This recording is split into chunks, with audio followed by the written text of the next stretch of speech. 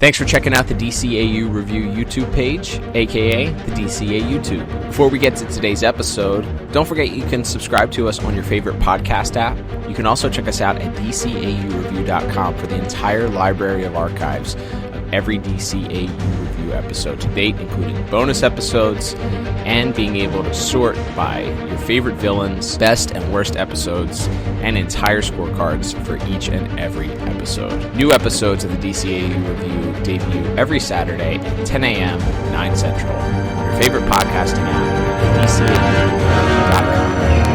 Welcome, everybody, to the DCAU Review. I'm your host, Kal-El, along with me, as always, my co-host and brother, Liam. Liam, welcome to the DCAU Review.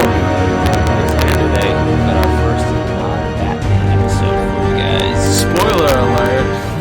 I tweeted it out, so the news has been out for a while. That's right. But yeah, this is our first episode talking Superman the Animated Series. Big year for Superman. We talked about how it's the 25th anniversary of Batman the Animated Series this year. It's the 80th anniversary of Superman as a character. Yeah. Action Comics number 1000 just recently came out. Yeah. It's giant year. He's one of the most I think that's been done in surveys around the world. It's like Mickey Mouse, Superman, and one or two others, as like Ronald McDonald, I think, is one. It's like the most recognizable pop culture figures there are. Yeah. And we gotta talk about Superman. He's the original superhero, Liam. Yeah. He is the reason why comic books today. I mean, we both hold Batman near and dear in our hearts, and certainly a survey of most Americans, I'm sure you'll get some certain other answers as to who their favorite superheroes are. But none of the other superheroes would have found the popularity that they did if it wasn't for two guys, Jerry Siegel, Joe Shuster, who wrote this and designed this comic as a way to express some of their feelings as an immigrant and a minority in the United States of America in a time where they were kind of looked down upon. And I mean that in and of itself, there's been documentaries and movies and stuff done about those guys, but they created the original superhero here in Superman. So without this guy, without the impact that this guy, who knows where we would be today. I doubt we'd be doing a podcast about superheroes today if it wasn't for Superman. So you're absolutely right. He has not only impacted us personally, but pop culture and society as a whole. Yeah, it's Americana. It's baseball, apple pie, Superman. Right. He's deeply ingrained, specifically in United States pop culture, but as we said, kind of worldwide. You mentioned sort of as in his early days, he was, one of the phrases used was champion of the oppressed. Like he was there to be, a guy who could fight for people that couldn't fight for themselves. Absolutely. And I think that still shines through in the way the character is done. Now, there's obviously changes. If you read the current comics, he's got a wife and a kid now. He's got a dog that flies. He's got they've certainly built out his world But as we mentioned, the most powerful, the original superhero, and still one of the more relatable heroes. Absolutely. I think in all of comics. Absolutely, and people, I think, people that say that he's unrelatable, I think maybe haven't read a Superman comic or done much research into the character itself, because despite him being the most powerful beings in all of the DC universe. Certainly the most powerful that lives on the earth. It's amazing the struggles and the human characteristics that he portrays on an issue to issue, or even through this cartoon on an episode to episode basis, which we'll have some fun talking about a little bit today, touching on, and certainly in future episodes. So why don't you go ahead, Liam, before we get started here, remind our lovely listeners, if this is your first episode, we're so glad that you tuned in for this episode. We'd love for you to go back and check out other episodes later, but maybe you're tuning into this because you're a big Superman fan, so we certainly appreciate you for that. But Liam, go ahead and give them the criteria that we judge our episodes and rank our episodes by. So the way we do it is we break it down into four main categories, which are plot, animation, voice acting, and music. Each category is from 0 to 10, meaning that your final score will be blank out of 40. We do have a bonus category if you want to throw an extra point or two towards something that isn't necessarily covered in those main 4 topics. We'll break out the bonus points from time to time. But four main categories there. And I guess we can get right into plot here. Yeah. So it's the way this is.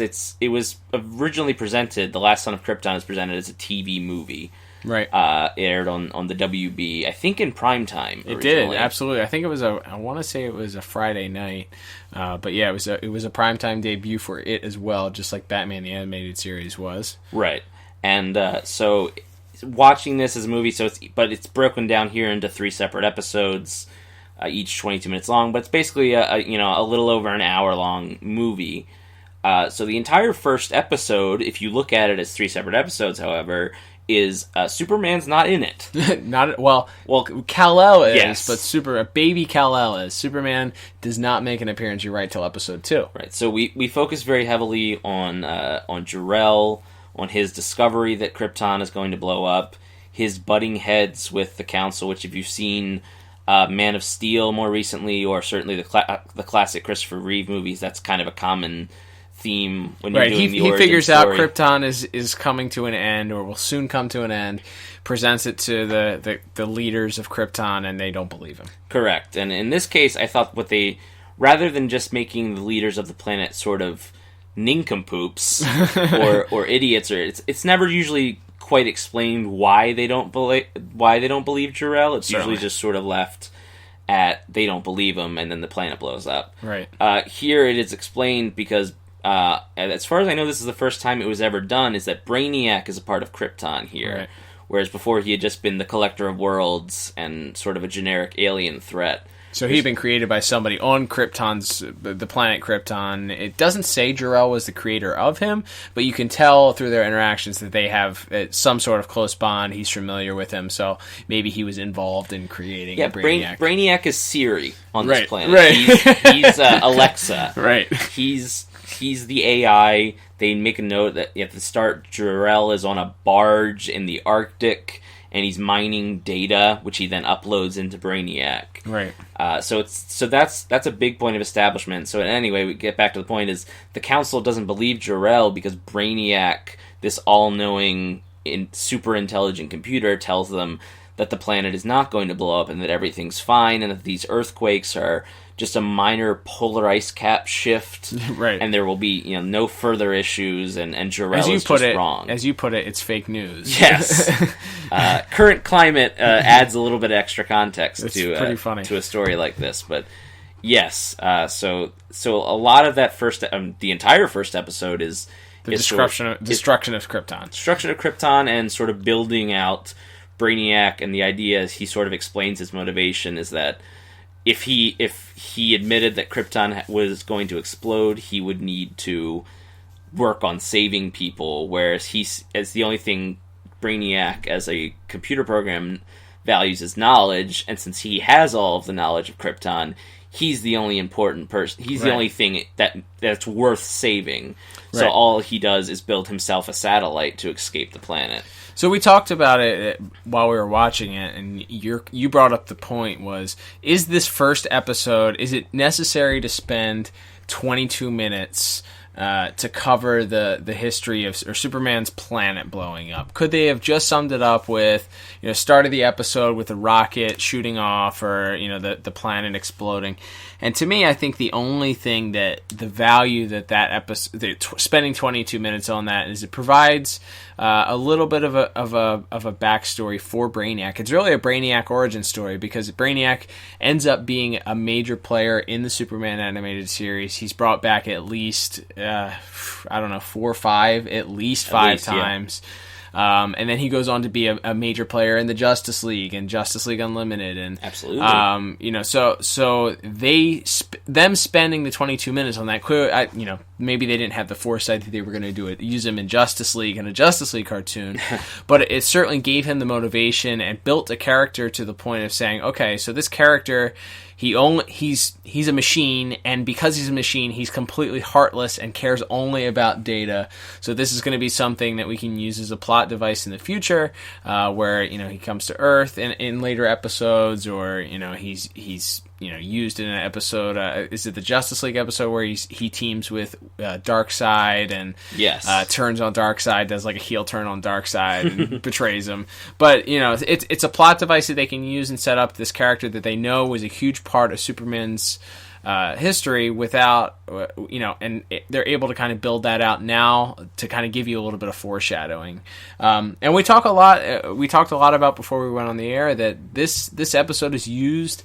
All 3 episodes are used for world building. It's weird because it's a pilot for a show. When you're comparing it to Batman the Animated Series, we didn't really have a pilot for that episode. We start the episode and Batman is already Batman. There's not an origin story. There's not an explanation of who this old British guy is that lives with him. There's sort of a little bit of talk about in the dichotomy of his relationship with the police, but there's not really a lot of explanation of what's going on. You're brought in assuming you know who Batman is, where this gives you the opportunity to learn things about Superman. They're teaching their audience. They're doing their own world building and setting their own world up, I guess, in that. Yeah, and so that is, as we sort of get in the plot of parts 2 and 3, it's part 2 begins with the Kents finding him and Clark growing up, and it's sort of a crash course of Smallville, the television series, right? Where it's teenage Clark discovering his powers and sort of being horrified by them at first, and then sort of slowly coming to accept them, and also discovering the ship that brought him to Earth, and receiving the AI message from his parents telling him what they want for him and telling him who he is and everything. So they sort of condense that into about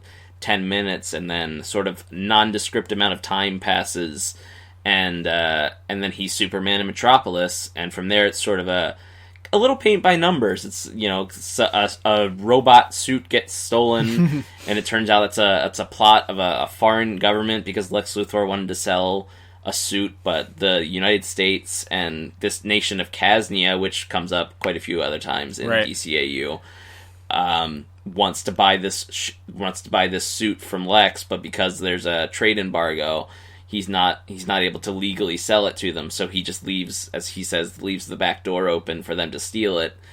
And by then and then from there Superman fights a giant robot, and that's it. And that's kind of it. And then he has a verbal spat with Lex at the end, and then that's the end of the episode. Yeah, so from a plot standpoint, this is a little, like we said, because it is technically 3 episodes. We talked about this in the other 2-parter we did. For Batman, it can be tough to sort of split them up and still look at them as one big thing. But so I went 5 out of 10 for plot. Sure. Like I said, it's, as you mentioned, it's a lot of world building. It's good world building. The Brainiac thing, I think, makes Brainiac a much more interesting character because it's not quite making the Joker the guy who shot Batman's parents, right? But it is, tying him to that world of Krypton, which Superman doesn't have a lot of reference to because he came to Earth as a baby. Right. So the idea of, this guy who has all of the knowledge and all of, he knows what Krypton is and who the people were and what they were like. And that adds a little bit more to, I think, to the sort of personal rivalry Superman has with Brainiac in the way that he isn't just another guy in that rogues gallery. Absolutely. And the end confrontation you mentioned with Lex does set up the idea that Lex isn't the Super Friends Lex Luthor. He's not, he's not a mad scientist. He's not a traditional supervillain, which we talk about mature themes in a children's cartoon. The idea of the evil billionaire who rules the city through various nefarious means, and Superman basically has no way to. You can't just grab him and punch him or throw him in jail. Can't pin it on him, right? It's not it's an interesting dichotomy because it's similar to the way that Batman. We talked about how Batman has to deal with the villains in Gotham City. You have your super villains, your Jokers that are out there committing crimes, but then you have the guys like Rupert Thorne and some of the Roland Daggett and some of the corrupt businessmen and mafia guys that who are able to keep their hands clean, so to speak, and let other people do the dirty work for them. Yeah. So Batman's put in a position where he has to rely on the police or his detective skills in order to be able to get those guys in trouble. It's the same thing with Superman and Luthor. Luthor isn't the one out there taking doing the sale of this item or making the phone calls, although he apparently was having a meeting with somebody from Kasny at the very end there, yes, where they're just openly discussing it in his office, but it's not something that can be pinned on him is what ultimately he says. So the fact that Superman can't just punch him into submission or into admitting that he's the person pulling the strings, so to speak, is an interesting dichotomy for a children's cartoon. It's the way they sort of get under each other's skins is because they're sort of the two sides of the same coin. Whereas Luthor is a very cerebral foe. He can't. Superman has the brawn but doesn't have the ability to put him down. And at the same time, Luthor is maybe the smartest guy on the whole planet. Right. But now he's contending with a guy who's never been seen before, that has theoretically limitless power, who he can't bribe or blackmail or control in the way that he is controlled. So it's a different type. They're both different type. They're wielding different types of power. Absolutely. And they get under each other's skin by how they each wield that power. Absolutely. Yeah, so you gave it a 5 out of 10, is that right? Yes, sir. All right, and I gave it a 5 out of 10 also, just for the same reasons. It's a long episode when you watch all three of them together, and it's a lot of world building for that, and it is just kind of a basic plot. Superman fights a robot. We get a lot of character introduction in this episode. You have Luthor, you have John Corbin, John Corbin, who's used later on, who eventually becomes Metallo. You have Spoiler Brainiac. Alert. Oops, sorry. You have Brainiac. You have all the supporting characters, and Lois, and Jimmy Olsen, and Perry White, and the Kents, and it's a lot of character. Lana Lang. You have a lot of characters that are in this episode. So for that reason, they do a great job of not making it too messy. It's not messy, but there's nothing that stands out to me for it. So 5 out of 10 for me as well. All right, Liam, let's move on to an interesting category, because I think this is one that we came into not realizing was going to be a little bit different than Batman the Animated Series. But animation, let's talk a little bit about animation. This episode of Superman is the first introduction of the new sort of streamlined animation. They went from the more detailed Fleischer looking, and there's still some Fleischer influence certainly in this. Absolutely. In this, but in that more realistic. I don't know. Fleischer is the only cartoon that I can compare it to, and this is more of a streamlined, cleaner, less detailed. It's less shadows. It's more clean. A little bit brighter. It's definitely the color brighter. palette in general is much brighter for this show. Yeah, so it's hard to judge this compared to Batman the Animated Series, because Batman, you have the look that they're going for. They're going for a little bit more realistic look. So for this, it's going to be more difficult to judge these episodes, I think, on animation. It'll be interesting to see, I think, because it was tough for me in this episode at least. Episode 1 was fine. I think part 2 is there was a few inconsistencies in certain areas. There was a few character designs that I thought Lana's character design was a little weird at times. She was very angular, and that looked a little odd because everybody else was very square. But it's going to be harder to judge this. For that reason, I think because it was pretty consistent. Like I said, a few inconsistencies in the second episode, but overall, pretty consistent. I went ahead and gave this, and I really love this animation style because we see it continues into the new Batman adventures or the new Batman animated series, and then you see it, of course, it goes into Batman Beyond, and then Justice League Unlimited. That's the animation style that we know and love today. So Batman, of course, Batman the Animated Series holds a special place in my heart, but this is the this is the more uniform look that we got a lot more episodes and life out of. So for that reason, I gave it 8 out of 10 because I thought they did a great job. What about you? Yeah, I went 7 out of 10. There's not a ton to complain about. As you mentioned, it's kind of a basic flat line where because there's a little less detail, there's less chance for them to be sort of like the characters to be obviously off model. Sure. Or for, because there's less detail in their face in general, that's kind of the style versus, we can look at a character who maybe just doesn't have as much detail in his face in an episode of Batman, and that's sort of a drawback because he looks out of place. Where like everybody looks, fine in this, and so like sort of okay is sort of going to be the baseline, and then it's sort of what really stands out. And what they do here, it's when you have a character that flies. Obviously, I'm going to talk about #Cape Movement. Well, it's time for Liam's Cape Movement Corner. Absolutely. But it's not just, in this case, with a character like Superman, he doesn't wear a cowl or any kind of mask. So you also have to do, his hair needs to animate. It's a different dichotomy, You got #hair movement. Right. There's the scene where teenage Clark is flying, and you have, his t-shirt and his the cuffs of his jeans are... #pants movement. #pants movement. Wait, I don't think we should use that one. That might already be taken by something Cuff else. movement? Jeans movement. Jeans movement. Okay, I like that better. Anyway, but point being, so... That kind of stuff needs to be spectacular if you have a character that flies. Sure. And it is pretty good here. The first scene of him flying when he's a teenager, when he saves the plane that sort of starts at the end of part 2, and then he saves it officially in the beginning of part 3. All very good. Most of the designs, like you said, are pretty on point. They all seem to fit together pretty well. I went 7 out of 10. There's some really good stuff. Some nice shadow work. There's a scene where they're on this oil tanker, and the robot suit is it's like chained up, I guess, for shipping. And there's like a lot of nice shadows and some red light coming off of it. And then Superman busts in, and you get a little more light then. And we talked about this. Yeah, we talked about this before, but this episode was compared to a Batman episode where things take place almost exclusively at night. Yeah, this is most of the action, with the exception of where young Clark's flying, and the last confrontation between Lex and Superman. Which also had some #Cape movement in it also.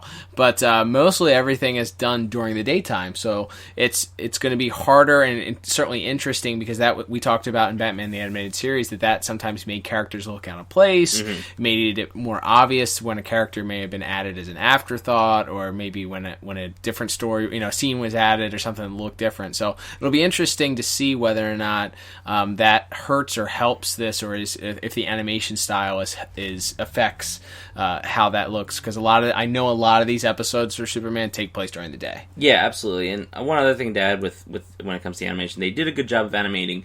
This Superman is not maybe the peak of his power.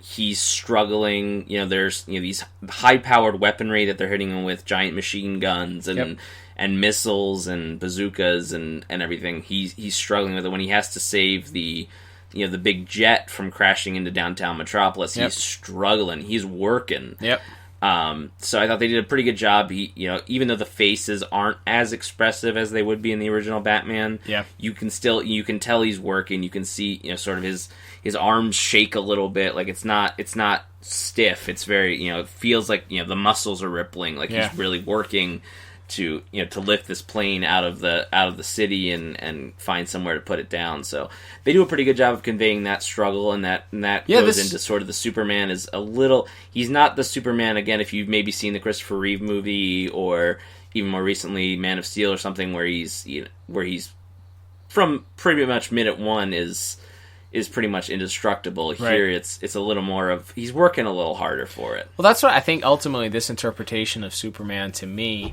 is one of my favorites. Is that it was one of the first ones that I recognized as Superman has that human side to him. Not only is he more human than, you compare it to Batman. That's always a running thing. He's more human than Batman. He's more.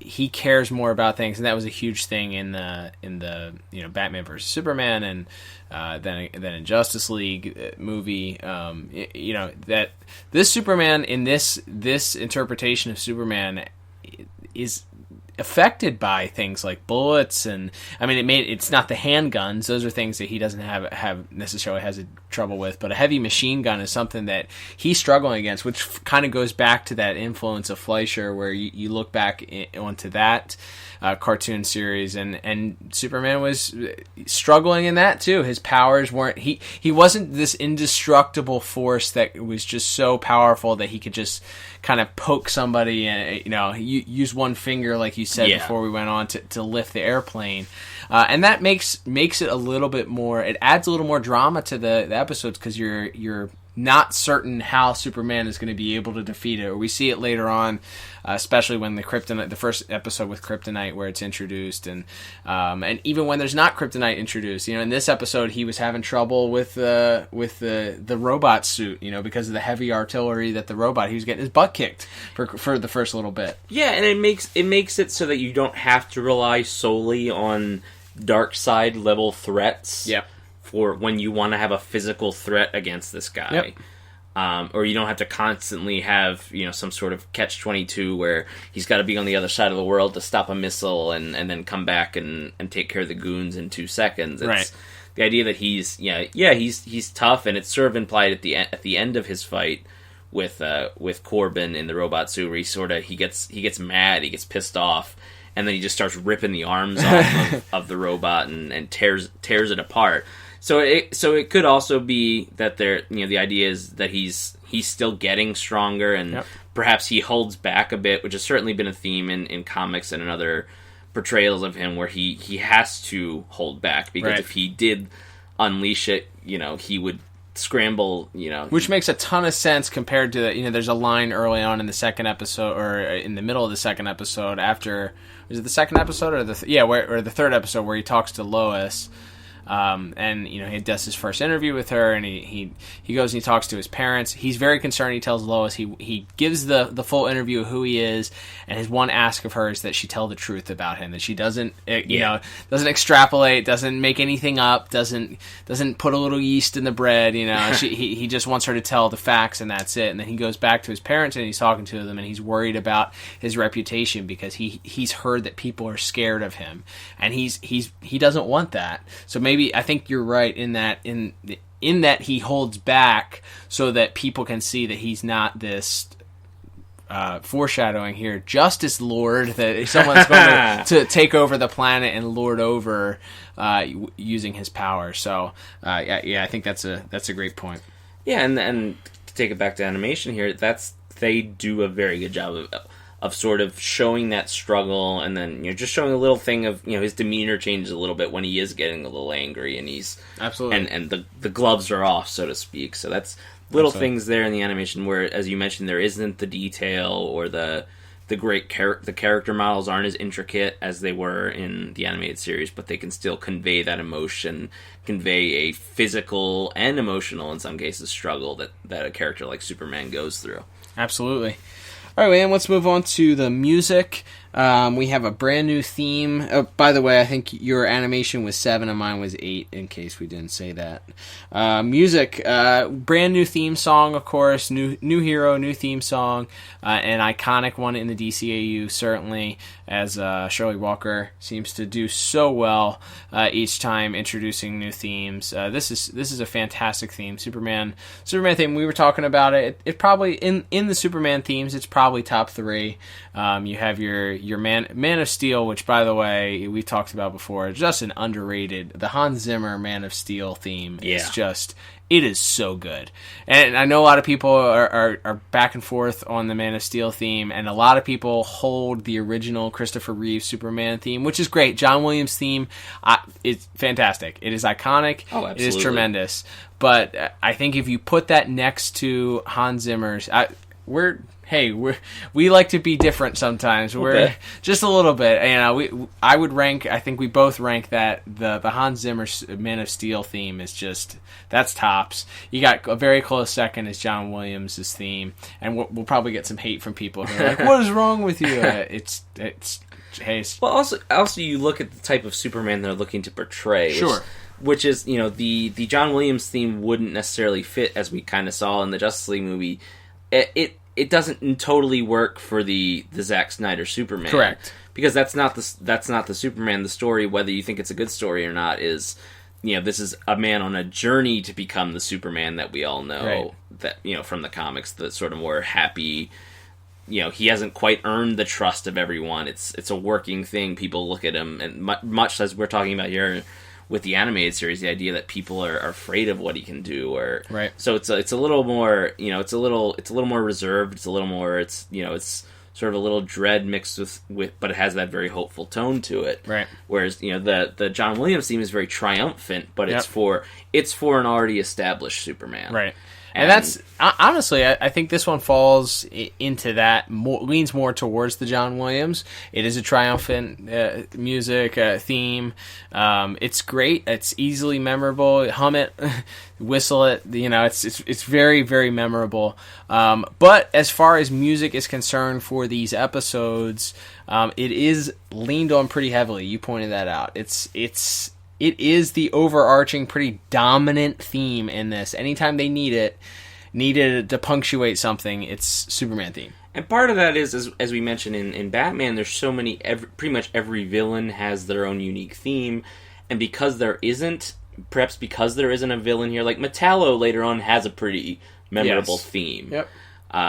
They bring in like the rock guitars when Lobo shows up. Like, there's memorable music to be had here, but for this episode, pretty much every major action beat, which him saving the plane, and then him fighting Corbin in the robot suit, it's pretty much just the traditional Superman theme played in the same way you hear it at the start. When you watch the opening of the show. Yep. So there's not a lot of deviation from that, and it's again not bad. I actually went ahead and gave music a 7 out of 10 here because I do think it does work, and I also think going back to part 1, there's a great sort of very tragic, sad score playing when you watch the destruction of Krypton as the ground is separating and you see these giant mushroom clouds coming out, and it shows Jor-El and Lara watching their son fly away from them. Absolutely. It's quite beautiful. So I went 7 out of 10 because I do think when it hits, it's very strong, and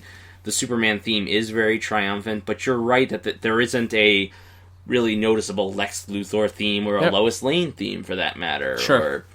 Or something that really comes out. So you're absolutely right. It is pretty heavily relied on the Superman theme. Yep. And for that reason, you gave it 7. I gave it a 6 out of 10. 6 out of 10 just because nothing didn't hurt my feelings. It wasn't terrible, but it was sort of a one-trick pony, so to speak.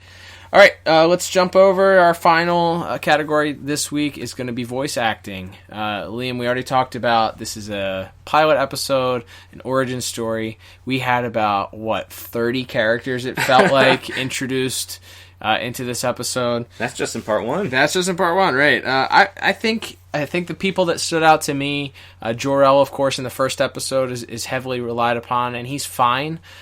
He's a little bit dry. He's played by Christopher McDonald. Christopher McDonald, who you probably know as Shooter McGavin. That's his most iconic role. He's also the villain in Flubber. Yes, good call, and one I would not have remembered. So, he's fine. The whole Krypton scene is fine. I think everybody's great in that. Corey Burton, I think, stands out. The voice of Brainiac. You talk about your Joker voice is Mark Hamill. Your Batman voice is Kevin Conroy. To me, whenever I hear somebody portraying Brainiac, whether it's in a video game or in another animated film or something like that, it's almost jarring to me sometimes to not hear Corey Burton's voice, because that's what I associate. It's so good. It's so emotionless. Yes. He does such a great job of portraying just. He's a soulless computer. So that is great. Tim Daly, fantastic Superman. I'm sure you'll get into Dana Delaney now in the role that we know and love her in as Lois Lane. But to me, this was a introduction to a lot of people, and the only one that really stood out to me was Clancy Brown, who of course plays Lex Luthor, who is just, he takes that role and he does such an amazing job with it. Even building further on, he's used in the Batman, his position in the Batman Superman crossover. The first episode they do, is fantastic. His role in that. Then moving forward, in Justice League and Justice League Unlimited, he is Lex Luthor to me. He's great. So in this episode, he really stands out to me. He does a fantastic job and carried the load. But I went ahead and gave voice acting a 7 out of 10. A lot of characters, nobody, especially when you compare it to the last episode that we did, which was Two-Face, and just we talked a lot about in that episode the power of carrying that episode. This, nobody really had the opportunity because it was so many characters. To me the standout is 100% Dana Delaney as Lois Lane. As soon as you hear her voice, she immediately steals every scene she's in, pretty much. She basically barges into Perry White's office because she's mad that a story on Superman bumped her front page story about an intergang smuggling ring. And so that's... and they very quickly establish who she is. And again, it would be very easy to make that character one-dimensional, to just make her, just full of one-liners and quips and just sort of be kind of borderline unlikable.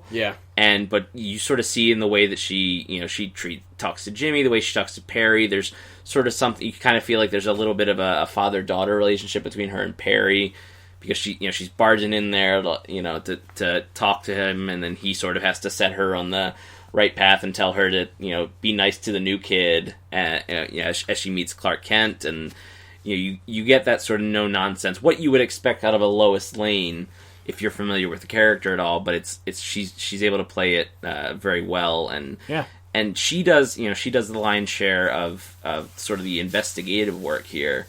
We do get to see Clark Kent be a reporter a little bit, as far as they sort of investigate this Kasnian government and this tanker that's been sitting at the Metropolis docks for weeks despite never unloading or loading any cargo. So they sort of work on this case together, and obviously, as you mentioned, that she has the meeting with Superman where he tells her who he is and what he wants to sort of tell the people of Metropolis. And Dana Delaney is I don't think that's breaking news if you're listening to this podcast. You know how good she is. But another, she's no Brad Garrett as Bibbo Bibowski, though. Let's be honest. Fair point. Yes, we have our first but definitely not last Brad Garrett. Appearance here on Superman as Bibbo, the sort of bumbling Popeye character. Is he a sailor? Does he own a bar? It's kind of unclear. He's just hanging out by the docks. So Dana Delaney's a standout to me. As you mentioned, Tim Daly is pretty great as Superman. As you mentioned, being able to convey that sort of basic emotions. I actually want to give a shout out to Jason Marsden, who plays teenage Clark Kent as well, sort of going through the emotions. Is he listening? I hope so. It would be great if he did.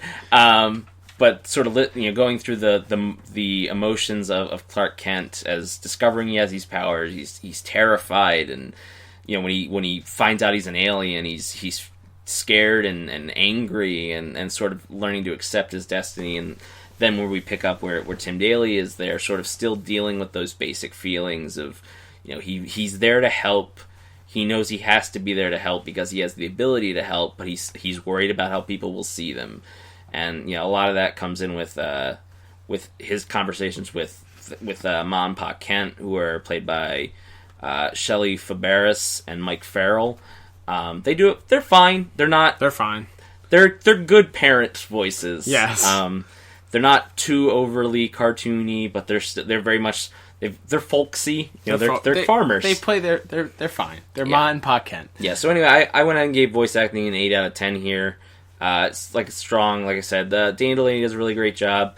Clancy Brown, you can argue maybe his best work comes later. Yeah. Maybe in Justice League Unlimited when he's running for president. Yeah, I'll be interested to see how that holds up in that rest of the Superman episodes. But yeah, obviously Clancy Brown, as you mentioned, is one of those voices you're going to generally hear in your head. Yeah. When you're reading a comic book or something. So yeah, a really strong voice cast. Not a lot stands out as far as really awful. There's no Sewer Kings in this episode. Correct.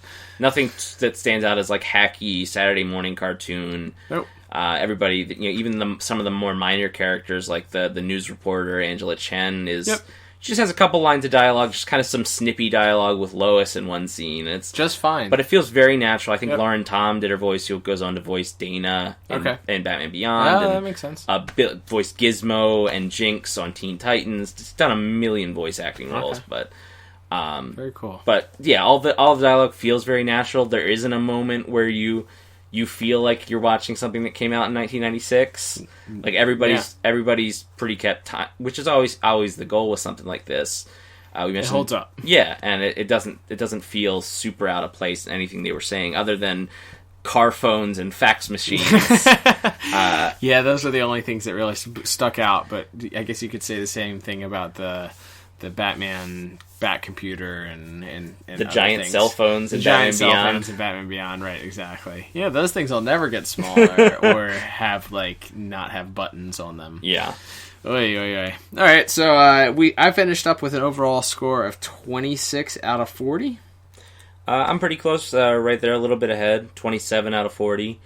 Like I said, this is it's a lot. Like I said, it's a lot to watch at once and really grade, because it is so much, as you I think pretty adequately put it at the start of the show, just how much. This is basically a 66-minute prologue, right, to the rest of the series. You're introducing who the villains are, who the supporting cast is, and in much greater detail, as you mentioned, than we saw in the beginnings of Batman. Yep. So it's different. It's way different. But if you were trying to introduce someone to Superman, who he was, who his friends are, this is Superman 101. Right, exactly. Absolutely. Yeah, this is a good way to go from the world of Batman that was grounded in reality to now you're introducing sci-fi and aliens and sentient computers and flying humans, and so it's taking something it's world building. That's what we talked about. Yeah. It's a huge leap from grounded in reality Batman to this, but they do a great job of bridging that gap. And I don't think it's going to fall into my top if I had to pick a top 5, top 10 of DCAU. It's not fallen anywhere near my top 10, but it's a perfectly acceptable introduction to the Superman character. Yeah, agreed. And one final note: before they were cool, we got basically an after credits stinger. Oh yes, we see the Brainiac satellite, which we hadn't seen since Part 1. Right. Floating through space. It gets taken in by seemingly a benevolent alien race who is... They're so kind. And immediately tentacles shoot out of it. We see off-screen shadow deaths. Yeah. And some blood splurting. It's just ooze. I guess that's how they got away with it. Yeah, it's just ooze. It's not red. It's purple and slimy. It's aliens. They're not real. They might have been having some gelatin. Right. You never know. It may have just been spilled. But we see Brainiac just immediately, again, that sort of gets over... Brainiac as this completely unfeeling thing. He found a spaceship now, and you sort of see him take off, and theoretically in the direction of Earth or wherever. So a little definitely whets your appetite for the rivalries between him and Lex and him and Brainiac going forward. Absolutely. All right. Well, with that, I think we'll wrap things up here. Thank you so much for listening to the DCAU review. Do us a favor. Subscribe to us on iTunes. You can search the iTunes store. Search for DCAU review. Give us a 5-star review. Let us know how we're doing. A 5-star review will help us out immensely. It helps us out with our popularity on iTunes, so we appreciate that. Also, go ahead and send us some tweets at DCAU Review on Twitter. We'd love to hear your thoughts. What do you think of the pilot, Last Son of Krypton, parts 1, 2, and 3? Give us some thoughts on it. Does it hold up? Do you like it? Are there things that we missed, or the things that we ranked pretty high that you feel aren't so good? Just give us some feedback. We'd love to hear about it. Also, be sure to like us on Facebook, and check us out at DCAUreview.com for our episodes, both now and the episode archive streaming there. I think we're about done here, Lynn. What do you think? Yeah, I think we're getting down a bit, but like I said, love the show, love getting the chance to shake things up a little bit. We did 10 episodes about Batman, we'll do a few about Superman. Maybe, from there we'll see, maybe another movie, maybe we'll move on to one of the other shows from there, but we're mixing in some variety as we get going here. That's right. I'm excited to get this Superman. Absolutely. All right. So until next time, I'm Cal.